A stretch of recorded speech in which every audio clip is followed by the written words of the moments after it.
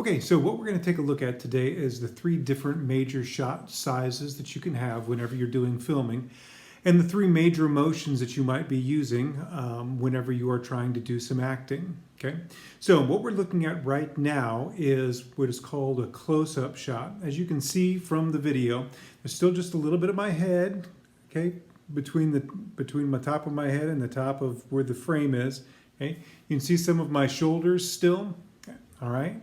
But mainly what we've got here is a focus on the face. It's a very widely used shot because, of course, whenever you're acting, face is the most expressive part of your body. All right, so this is a medium shot. You can see that it gets me about the waist to the top of my head with still just a little bit of room, okay, what we would call headroom from the top of my head to the top of the frame.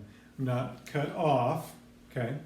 But again, we can still see a lot of the environment around me, and we can see me from most of my body. I'm a little bit more free to use my hands to gesture with, okay?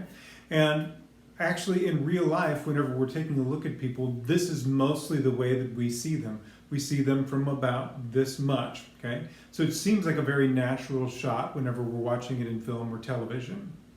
And this is what we would call a wide shot. Now, as you can see in the wide shot, you can see my entire body from my sock feet to the top of my head with, again, just a little bit of head space up there so that the top of my head is not cut off. Okay? We would use this if we've got a number of other people, okay, that we would have with us. We wanted to see what the relationships were.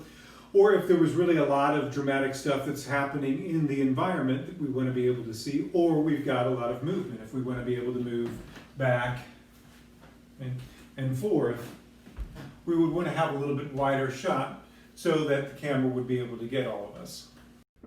And this is a shot that most of you will know because it's where you're at most of the time whenever you're on the computer.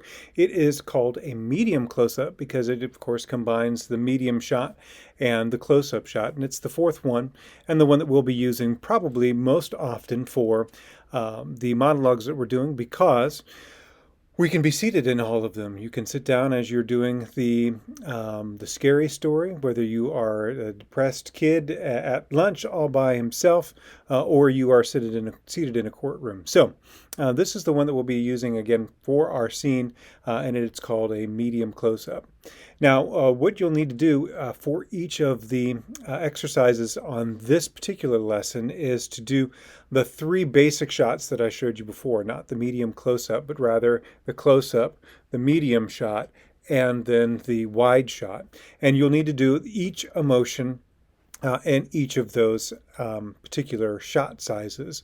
That means that you'll have 9 videos overall, 3 emotions done in 3 different ways, 3 times 3, of course, making 9. You can loop all of those together in one and just kind of make your own shot size different with one continuous roll of the camera, or you can do cut and paste and stop and start. So here's the close-up, and then stop, and then go on to the medium shot and so on. Okay, so that should give you all of the information that you need for this particular exercise. Remember to search your body for where those emotions particularly live, and make sure that you are identifying the shot and then telling me the emotion that you're doing so that we can take a look at how things are going.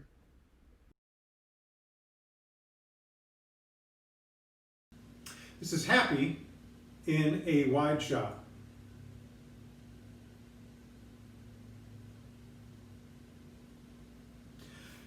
Came in the mail. This is happy in a medium shot. It came in the mail. This is a close-up shot of happy. It came in the mail.